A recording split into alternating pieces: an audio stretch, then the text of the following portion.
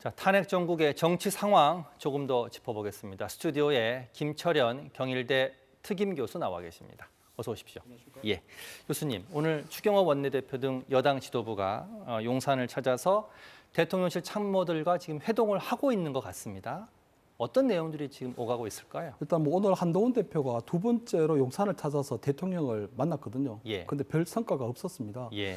그렇기 때문에 아마 추경호 원내대표는 오늘 그 굉장히 마라톤 예. 비상의원총회에 대한 예. 어떤 심각한 분위기를 좀 전달을 하고 예. 교수님 잠시만요. 그러니까 지금 요구한 의원총회 이후에 오늘 의원들이 백브리핑이 말씀하신 진행 부분이 중인데요. 국민의힘입니다. 좀 그 들어보시죠. 부분까지 제가 다 말씀드리긴 어렵습니다. 아니요, 그런 표현은 전혀 없습니다. 대표가 대통령님과 직접 만나신 거예요? 원내대표, 네네. 뭐 예. 주진우 의원이랑 박정환 의원도 함께 했을까요? 네, 뭐 원내대표 비롯해서 몇 분이서 같이 갔습니다. 그 부분은 뭐 저희가 이제 대통령께 고민할 시간을 드리고 충분히 우리 의원들이 생각하는 바는 오늘 충분히 전달이 됐다라고 생각하고 있습니다. 그 부분에 대해서 이제 대통령께서 잘 생각해 보겠다라는 답변이 있었습니다. 자, 뭐 질문 없으시면 당론은 변동 없는 건가요? 예, 오늘 뭐 당론 부분에 대한 얘기는 아직 대통령께 사과해야 된다는 구체적인 말씀은 제가 지금 드리기 어렵습니다. 예. 자, 교수님, 지금 우리 아니, 신동욱 오늘 원내대변인 의원총회에서 얘기가 나오고 나온 있는데 얘기들은 그대로 전달하는 거니까. 당론의 변화는 없다는 그런 얘기인 거 아니겠습니까? 이 탄핵에 반대한다는 그 당론의 변화가 없고요. 예. 단지 추경호 원내대표가 오늘 용산 참모들과 회동한 이유도 예. 같이 밝히고 있는데요. 예. 그리고 오늘 비상총회에서 논의했던 그리고 의원들이 얘기했던 그런 부분들을 예. 용산 참모를 통해서 대통령께 건의하고 결국은 이제 대통령께서도 거기에 맞는 어떤 뭐 대국민 사과라든가 어떤 입장 표명들이 있어야 예. 아마 내일 탄핵 표결에 들어가기 전에 아마 당론으로 정한 탄핵 반대에 대한 분명 입장을 정할 수 있을 것이다. 아마 예. 그런 것들을 전달한 것 같습니다. 예.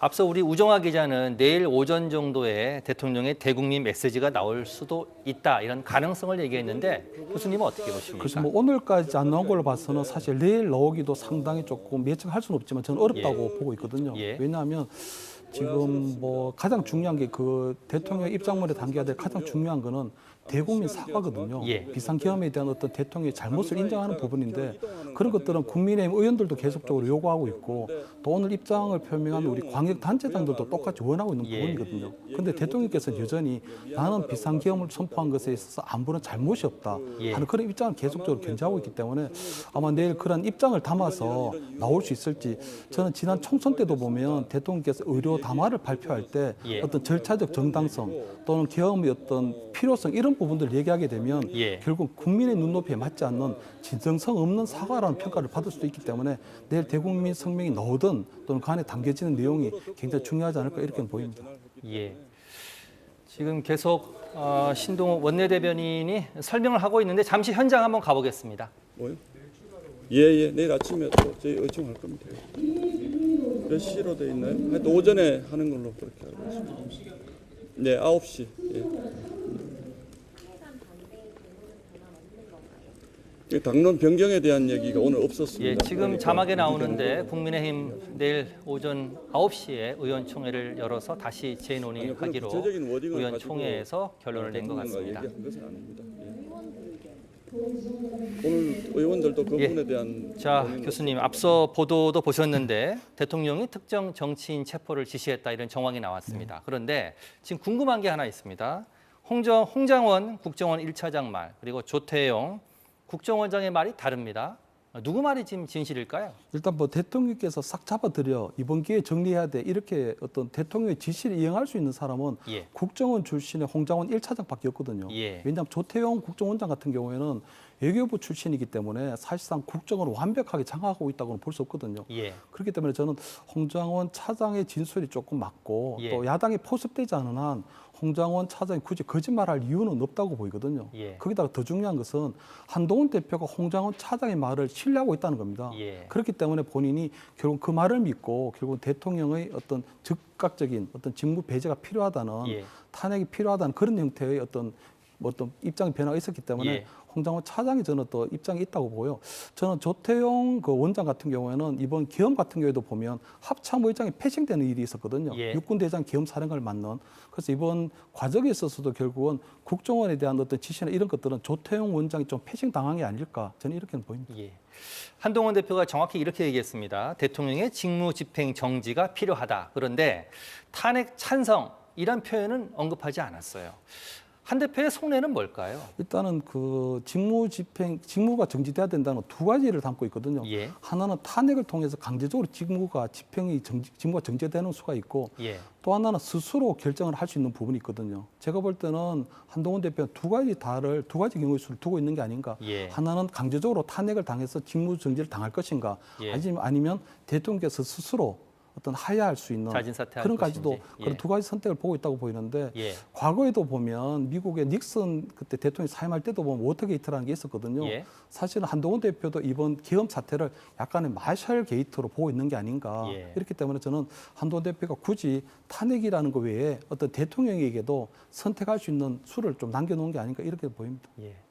지금 뭐 제일 궁금한 게 내일 표결 결과입니다. 지금 탄핵 찬성을 밝힌 여당 의원 두 분입니다. 조경태, 안철수 두 의원. 근데 당론은 탄핵 반대입니다.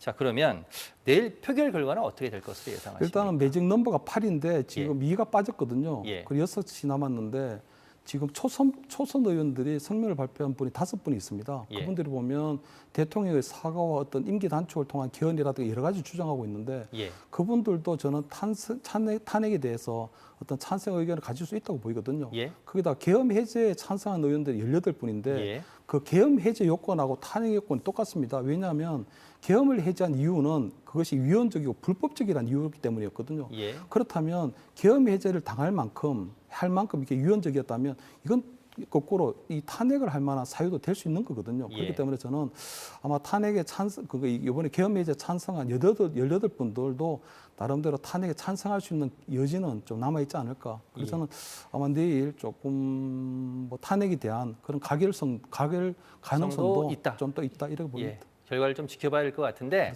교수님, 그럼 만약에 탄핵이 가결됐을 경우 그리고 탄핵이 부결됐을 경우 정책 상황은 어떻게 변할 것 같습니까? 일단은 뭐 탄핵이 가결되게 되면 헌법재판소에서 일단 탄핵 심판이라는 과정을 거쳐야 되는데 예.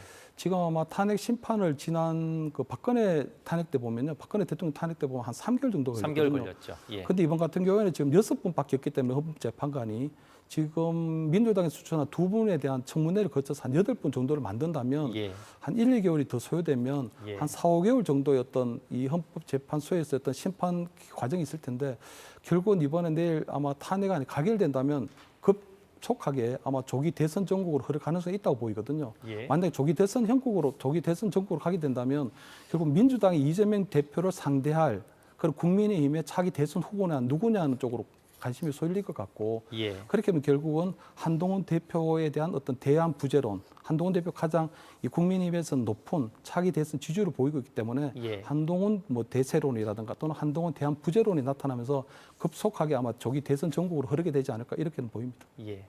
자, 내일은 사실은 탄핵안 표결 외에도 김건희 여사 특검법 재표결도 이루어집니다. 이 순서가 탄핵안 표결을 먼저 하고 그 뒤가 김건희 여사 특검법 재표결인데 이게 서로 연관이 있고 영향을 좀 미칠까요? 그렇습니다. 일단 뭐 탄핵안 표결할 때 되면 아마 국민의힘은 아마 당론으로 이 반대를 정했기 때문에 아마 퇴장할 가능성이 높거든요. 예. 거기다가 김건희 여사에 대한 특검을 처리할 때 다시 입장을 내서 반대를 할 입장이 높아 보이는데 사실은 지금 이제 김건희 여사에 대한 특검 법안은 아무런 의미가 없습니다. 예. 왜냐하면 원래 10일에 처리하려고 했던 것들도 내일 하는 이유는 그냥 대통령 탄핵에 대한 것을 처리하기 위한 지렛대 역할밖에 되지 않는 거거든요. 예. 그렇기 때문에 지금은 김건희 여사에 대한 특검안이 찬성이 될 거냐, 통과될 것이냐, 통과되지 않을 것이냐 이런 것보다는 앞으로는 대통령 탄핵에 대한 부분들로 집중할 가능성이 높기 때문에 예. 만약에 내일 대통령 탄핵안이 부결이 된다면 앞으로도 민주당에서는 제2, 제3의 계속적인 대통령 탄핵안을 낼 가능성이 높고요. 그렇죠. 예. 김건희 여사에 대한 특검은 내일